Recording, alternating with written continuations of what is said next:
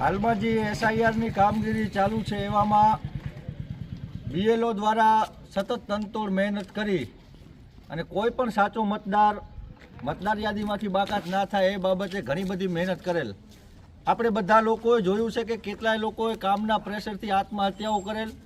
આવી તનતોડ મહેનત ઉપર ભારતીય જનતા પાર્ટીના નેતાઓએ પાણી ફેરવી નાખ્યું એમ સમગ્ર ગુજરાતમાં સંખ્યાબંધ રીતે ખોટી રીતે ફોર્મ નંબર 7 રજૂ કર્યા છે.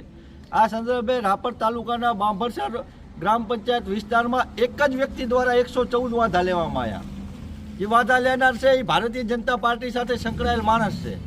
ગામના લોકોએ એમના નામ કપાના બાબતે જાણ થતાં ફોર્મ નંબર 7 એમને જે રજૂ કર્યું છે એ પણ સાથે લઈ અને આમાં જે નંબર લખેલ છે સાઇન કરેલ છે એ ભાઈને એમને ફોન કર્યો કે ભાઈ તમે અમારા આવા ખોટી રીતના વાંધા શું કામ લીધા? તો એ ભાઈ ઉડાવ જવાબ દે છે કે મેં વાંધા નથી લીધેલ. છતાં ગામના લોકો એમને પૂછે છે કે તમે જો વાંધા નથી લીધેલ તો તમે એવું એફિડેવિટ આપી દો કે મેં વાંધા નથી લીધેલ, જેથી 114 લોકોએ એકસાથે હેરાન થવું ન પડે. એટલે એ ભાઈએ જ વાંધા લીધો એ રીતના ઉડાવ જવાબ આપે છે કે ભાઈ એફિડેવિટ આપવા હું તૈયાર નથી. આવી રીતના આખા રાપર તાલુકામાં 10,000 કરતાં વધારે વાંધાઓ લીધેલ છે. જે બાંભરસર ગામમાં 114 વાંધા લીધેલ છે, એક જ વ્યક્તિ દ્વારા વાંધા લીધેલ છે અને એ ભાજપની ઓફિસમાં બેઠા બેઠા જ વાંધા લેવાયેલા છે. હું દાવા સાથે કહી દઉં, આ 114 મતદારો હેરાન થાય એના કરતાં એક વાંધેદારને જો ચૂંટણી અધિકારી જેને પર કામગીરી સોંપી છે એમને બોલાવી અને વેરીફાઈ કરે ખરેખર એમને લીધેલા વાંધા સાચા છે તો 114 લોકોને નોટિસ આપવામાં આવે. જો એ વાંધા ખોટા હોય તો જેમ ફોર્મ નંબર 7 ખોટું ભરવામાં જે કાયદાકીય જોગવાઈ છે એની ઉપર ગુનો દાખલ થઈ શકે, એને સજાપાત્ર આ જોગવાઈ છે તો કાયદેસર આવા વ્યક્તિઓ ઉપર ગુનો દાખલ થાય. અગાઉ પણ આ બાબતે 5-6 વખત ચૂંટણી અધિકારીને મદદની ચૂંટણી અધિકારીને આ બાબતે અમે સતત રજૂઆત કરી છે. આજે બાંભરસર ગામના તમામ લોકો અહીંયા કને પ્રતિનિધિઓ અહીંયા ઉપસ્થિત છે. એમની એક જ માંગણી છે કે ફોર્મ નંબર 7 ખોટું રજૂ કરનારની વિરુદ્ધ જે કાયદામાં જોગવાઈ છે એના અનુસંધાને કાર્યવાહી થાય. અન્યથા આ બાબતે હાઈકોર્ટ લેવલે કાર્યવાહી કરવાની થશે. આ કાર્યવાહી કરવામાં અમે કોંગ્રેસ પક્ષના લોકો તમામ રીતે સાથ સહયોગ અને સંકલનમાં છીએ.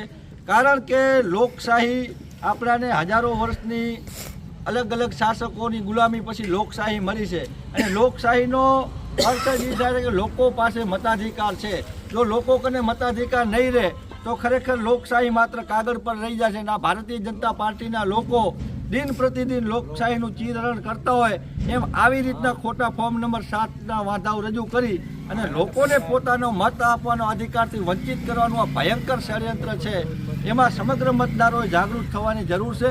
અને ખાસ તો પ્રશ્ન એ ઉપજિત થાય છે કે ખરેખર આ ચૂંટણી અધિકારીઓ સંખ્યાબંધ રીતે ફોર્મ સ્વીકાર કઈ રીતના કરી શકે? અહીંયા કને જે ફોર્મો મળ્યા છે એ કોઈ 1-2 વ્યક્તિ આવી અને કે ભાઈ મારો આ લોકો પ્રત્યે વાંધો છે એવું નથી, પણ બંચો ને બંચો સાથે ફોર્મોના અહીંયા કને ટેબલ ઉપર છકડા રાખીને ભાગી ગયા છે અને કીધું છે કે આટલા વાંધાઓ અમારા છે. ખરેખર આવી રીતના વાંધા ન લઈ શકે. કોઈ વાંધો લેવો હોય તો પણ એ રૂબરૂ પહેલાં પોતે એની સાચી માહિતી આપી છે, એ ખરાઈ કરી એફિડેવિટ આપી, એમાં ફોર્મ નંબર 7માં એફિડેવિટ જ છે, એ આપવું પડે, એની પૂરી માહિતી આપવી પડે.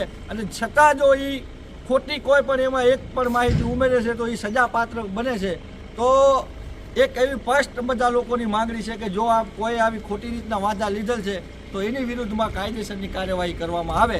અન્યથા આ બાબતે અમે પણ મતદારોને સાથે રાખી અને રસ્તાથી લઈ અને કોર્ટ સુધી લડત લડવાના મૂડમાં છીએ. ધન્યવાદ.